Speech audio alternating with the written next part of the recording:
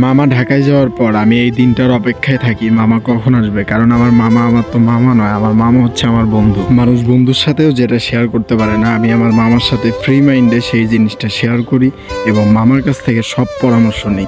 তাই জন্যে মামা ঢাকা থেকে আসা অবধি আমি মামার জন্য অপেক্ষা করতে থাকি। মামার ব্যবহার এবং সব কিছু আমার কাছে অনেকটা ভালো লাগে।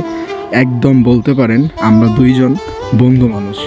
যে মানুষটা এই কথাটা বলেছিল যে মামা ভাগনা যেখানে আপদ বিপদ নেই সেখানে, আসলে এই কথাটা বাস্তব। তারপর মামা হাঁটতেছে মামা আমাকে বলল যে সকালবেলা তুই চলে আয়, আমরা যাব হচ্ছে পুরি খাইতে।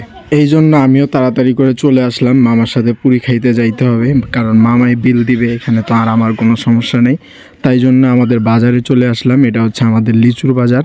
আমার ফুফার দোকানে চলে আসলাম। আমার ফুফার সাথে অনেক মিল মামার, তাই জন্য মামা এখানে বসে বসে গল্প করতেছে। আর আমার ফুফাও ভিডিও করা ভালোবাসে, ভালো চোখে দেখে, এটা খারাপ চোখে দেখে না। তাই জন্য আমরা ওখানে অনেক সময় বসে গল্প করলাম। তারপর মামার সাথে বসে বসে খাওয়া শেষে আড্ডা দিলাম। মামার সাথে অনেক বিষয়ে কথা শেয়ার করলাম যেগুলো আমার মনের ভিতরে এতদিন জমা ছিল। তারপর একটা পাওয়ার নিয়ে খাওয়া শুরু করে দিলাম আর বাড়িতে আসতে